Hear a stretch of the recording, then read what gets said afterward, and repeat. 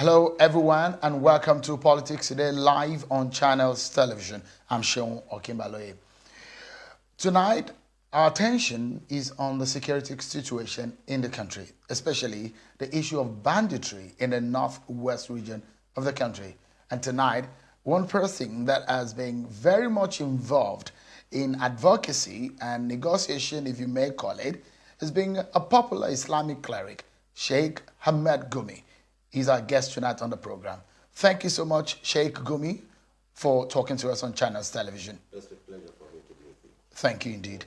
Let's begin the conversation today about the Kagara boys and the students and those their families that were abducted in the government science school in Kagara. What can you tell us about their location or their whereabouts? Do you have any idea as of now? I cannot say even the people we met in the bush trying to see if we can, which is a common knowledge that we have been going to see the militant headsmen. They don't even know who did it and who actually is responsible for it, despite the fact that they have a lot of control over the militants and bandits as of 2 days ago. So of now, I cannot say exactly if the authorities know where they are. So it's a bit different from the Kankara situation.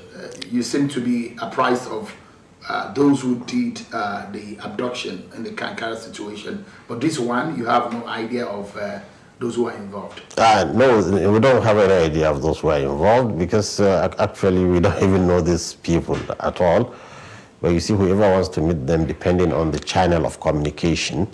And I think the media should be trying to get across to go and see them and speak with them as we do as clergy. Then you will get to understand a lot of things which actually are not in the print. We don't know who they are, and the people we met there are the warlords there.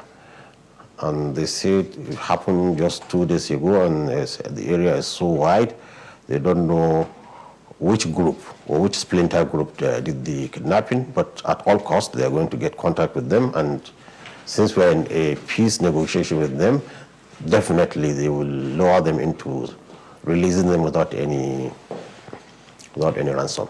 It took about 6 days for the Kankara abductees to be released. Yes. We're running into almost a week now. It's about Monday or Tuesday last week that the situation in Kagara happened. From what you know... No, it happened on Wednesday. On Wednesday? Yes, so yeah, in another 2 days it will be a week. A week, yes. Okay, so it's about 5 days now. It's 5 days, yes. That they've been abducted. If you make a comparison from the knowledge of these abductors that you have, is the Kagara situation more complex? No, it's less complex because it happened in the process of trying to see these warlords and negotiate with them to leave, not negotiate with them, admonish them to leave this kind of way. If you have any grievances, this is not the way you address it.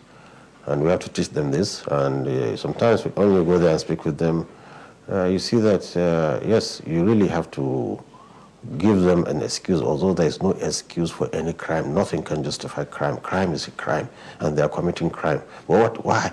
I think it's a population that is pushed by circumstances into criminality, and this is what we should look. Let's remove the pressure. Let's remove the things that made them into criminals, because we have lived thousands of years without any problem with the nomadic herdsmen. Peaceful people, you get your gas gets stuck in the road, they come and assist you. So what happened? Something happened that led them to this. So I think listening to them is very important. What did you discover when you listened to them? When I listened to them, I found that actually it's a simple case of criminality which turned into banditry, which turned into ethnic war. And some genocide too is happening. People behind the scene, people don't know. So now we are not talking about banditry, we are talking about ethnic war. So it's an ethnic war right Yes, now? it's going on, yes. So between which ethnic group? Between now the nomadic Fulani, the headsmen, and the others. If they are, the others means anybody who's not them. So you can imagine a Fulani man would tell me in Zamfara state that he cannot go into areas, like he cannot go into the town of Shinkafi. When the emir of Shinkafi is a Fulani man. They cannot, so it's a war between nomadic Fulanis and the others. The others include Fulanis too that are sedentary. If you go there westward on the Kadarawa of Kebbi State, there's war between them. If you go south with the Igbos and the Yorubas, and between themselves too. It's a complex issue that Nigerians need to pipe down, put cold brain and understand the issue.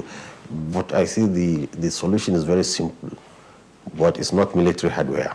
Anything but not military hardware. What's the solution? The solution is dialogue and teaching, because these people, they are acting with instincts, natural instincts, not with special knowledge.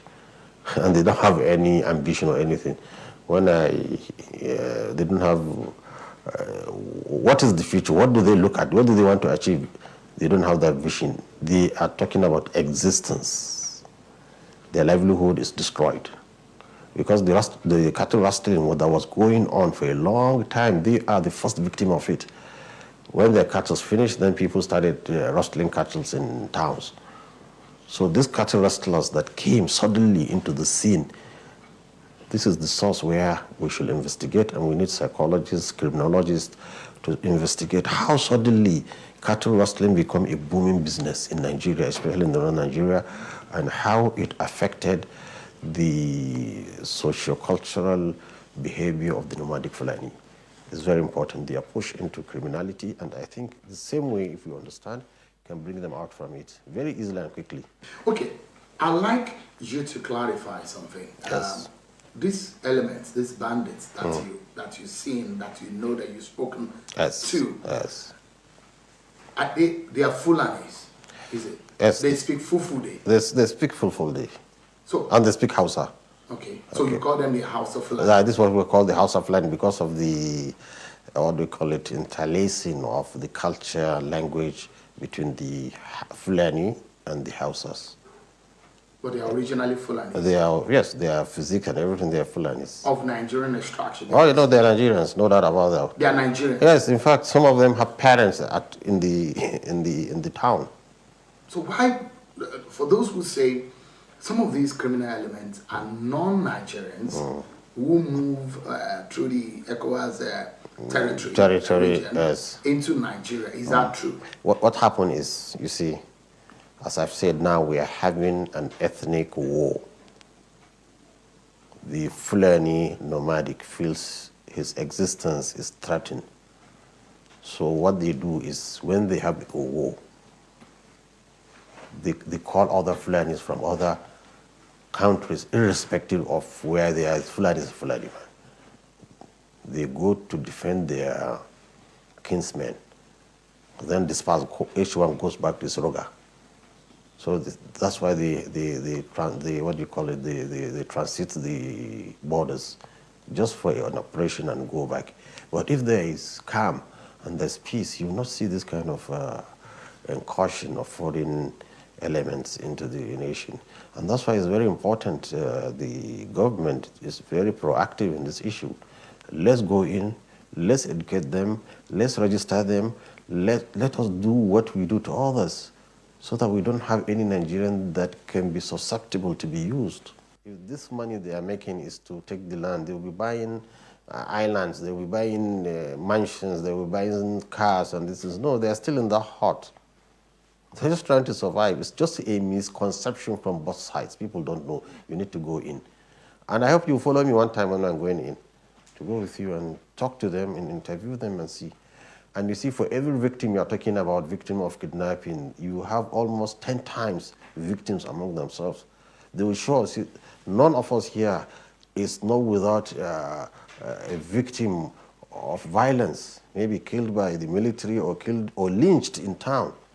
Do you know that their situation to the extent that any man with this physique, Fulani physique, and a slim, light complexion, or even the dark ones, on a motorbike is automatically arrested and incarcerated?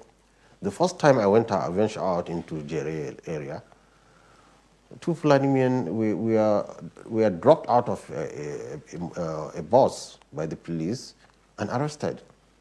So their leader, Arto, they call them Arto, came to me and said, Lucy, when you came here, we called some of our herdsmen to come across, and they were arrested by police. I have to send people to go and bring them out. He said, without your intervention, they would have had to sell their cows to get bail out from police. What's their offense? Profiling. It's just that he's a Fulani herdsman. This is the situation they are facing. So they are really fighting to them. They are fighting war to exist. Some of your critics say that you are deodorizing evil by doing that. You see, what they see, the Fulani herdsman now, he's seeing evil all surrounded by him. You can imagine when he sees his children, women, everything killed, his animals slaughtered. You see what happened in Oyo. His hut burnt down. Who's burning down his hut? Is somebody coming from a building, somebody coming from a car. He doesn't own a car. He doesn't own a building. He doesn't enjoy anything of the Nigerian cake, national cake. Then you are coming again to the little thing he has to kill his animals, you see? So he's seeing the evil from the other side. So each side is seeing the other side evil. How do we do? It's the clergy now that have to come in the middle. Muslims and Christians say, look, stop this hostility. Let's iron out. Let's listen to these people. What do they want? It's very important. Demonizing anybody is not appropriate, and evil is there in everybody. But is it justice for those who are being victims of their kidnapping? Some of the people are being killed also. Yes. Would you say there's justice if you are now asking for amnesty for those who have killed other people's children? No, you see, it's in an amnesty, it comes with a package. An amnesty comes with a package. What kind of package are you? Package means all victims should be looked at and the government should compensate, because actually it's the responsibility of the government to protect people, their lives and their livelihood, and we are not able to do. So since it's a negligence from government, then government should come on both sides. I'm not talking about both sides, they are victims. And I'm telling you, for everyone kidnapped, there are 10 casualties on the other side. Are you getting any kind of support in terms of funding? No, we don't have support except the states that adopt this, like Zamfara state, not funding that, but they facilitate our movement, they accommodate us when we come, and that's all. But there's no any funding, but it needs funding, not only state funding, because they're Nigerians. I tell you, since when God created earth, this is how they are living. Nothing of civilization, besides that gun they hold. So is it just I saw two little girls. Maybe I should put the clip when you're drinking from the stream, from where animals drink.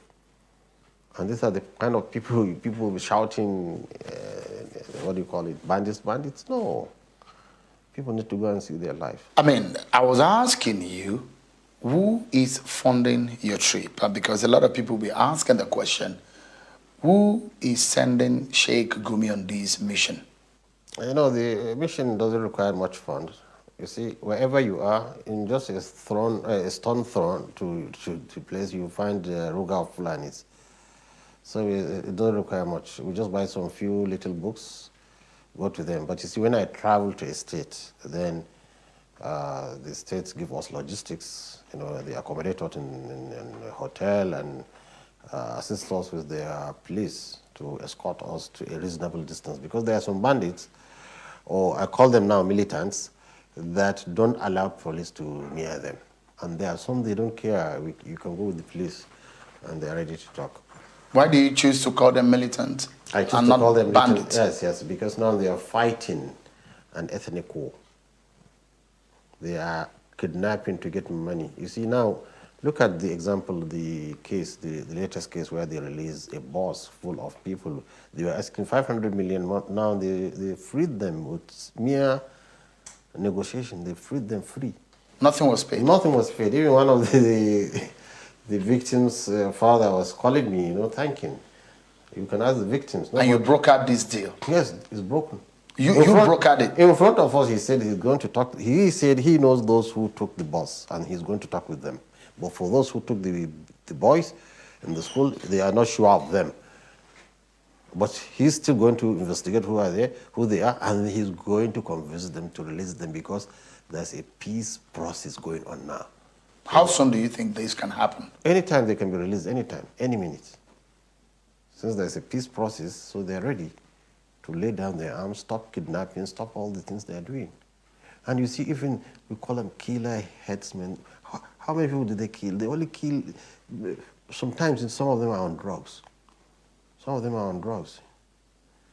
So that killing is not killing they want the money. So they're ready and they're comfortable. They can keep somebody as long as they are. Because they are in the bush, really in the bush. Getting there is very remote. They can keep somebody, so they don't have, when they kill, it must be accidental. Maybe somebody they took who is sick. But tell me who they have killed. How many? Few. They've killed people? No, they don't kill. If they kill, in the bus, they will kill people there. They want money from the people. They want, what do you call it? They burn down houses. They've killed people. This is another thing. That is the ethnic war. That's not banditry.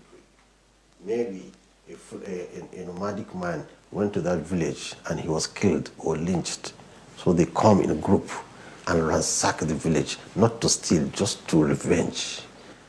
And this is their mode of defense, instilling fear. It's just like the honey. When you want to take its honey, the whole bunch of soldiers follow you. This is exactly, so that killing is not the stealing. You don't combine it with it's not because of, what do you call it, criminality. It's because of ethnic revenge. And they don't attack a village except that village did something to one of them. In fact, you see that they will pass many villages and go to the one that they have problem and attack it. So this is the kind of killing, but I've told you it's a revenge. You were being heard, you were heard on a video online that surfaced, and you were making reference to the fact, telling the Fulani community that non-Muslim soldiers were responsible for the atrocities against them, but that the Fulanis retaliate by attacking both Muslims and non-Muslims. What do you mean by that? Okay, this is a misrepresentation, and it's mischievous who does that. You have to listen to them completely. All of them that stood, they said, we are fighting because so is killed. 100 people are killed. 200 people are killed. Our fathers are killed. They didn't give you that portion. They gave you, and it's the military that is doing that. You don't trust the military? No, they are doing that. So I told them a case, which I can give you a clip. You should play it if you play this. A soldier came to me in 2014, 21st June, on a Friday. A soldier from the 1st Division. He said, I've just come to tell you something's happening. We are sent to fight rustlers, cattle rustlers. But he mentioned names, officers, that were killing communities of Fulanis. He himself, he said, has seen more than 300 civilians, men, children, and women killed. By Nigerian military? You'll be surprised. So this is why, look at it this way. It's very important. Because this allegation, Sheikh, this allegation is very grave. Wait. I mean, you're saying that that's why extrajudicial killing by the military. Extrajudicial killing, that was in 2014 in fighting cattle rustlers.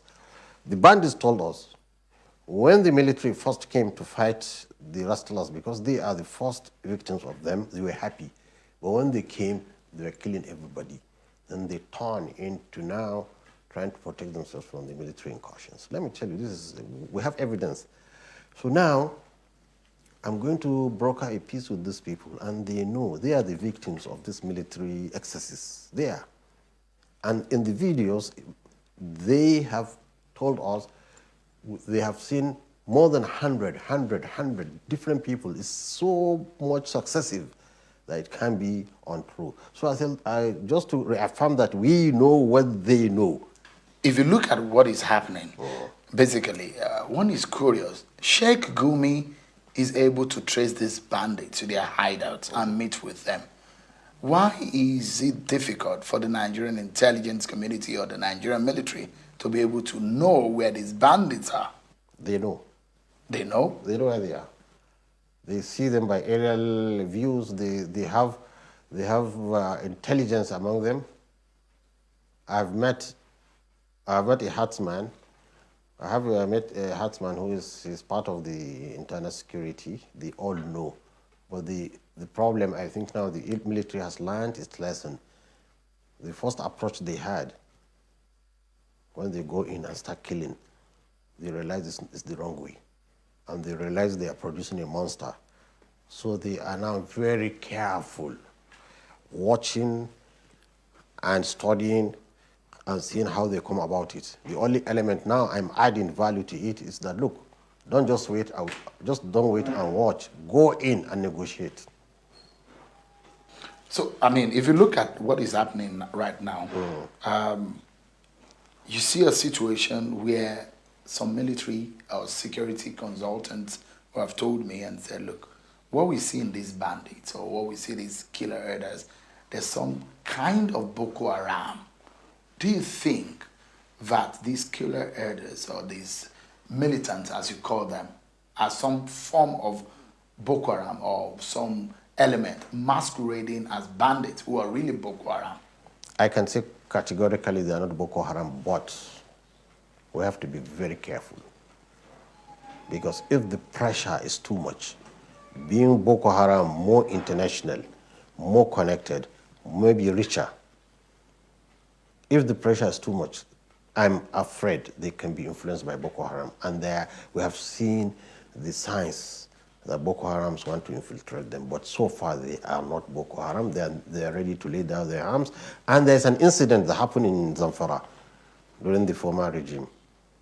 The Fulanis themselves caught some few elements of Boko Haram and presented them to the government.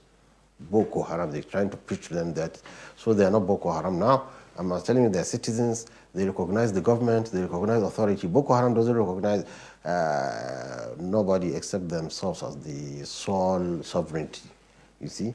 So we are happy now that the Boko Haram is not in and that we should step in quickly and give them the true Islam, which is Islam of peace, Islam of no compulsion in religion, Islam of compassion, Islam of mercy. We have to show them that. And this is exactly what I'm trying to achieve. So, but I mean, that's those who criticize your style are saying that because you're not an authority and you're not able to prevail on government to make this happen, and that's why they think that your style and your plan is not viable. In this case, in Zamfara, in Katsina has fallen flat on his face. What capacity do you have to make government comply? Yes, because now we have got Zamfara government on board. We have Sokoto government ready. We have Niger State 100% ready. So we are convincing both sides and we are getting results. The only remains the federal government. What about Kaduna State? No, in fact, Kaduna State, Rafai is a very intelligent person. If he sees the picture as it is, I'm telling you, he will change and accept it. So I don't lose hope with Kaduna State too. And Katsina too, we are planning to go to Katsina. Katsina have seen that too. They have seen relative peace when they had with the governor, but it returned. Well, do we ask why it returned? It's because there are conditions which are not met. Sheikh Ahmed Gumi, thank you indeed for your time to talk to us on Channels Television. Thank you. Thank you very much. It's a pleasure for me. And anytime I'm ready to be with you. Thank you so much. Thank you very much.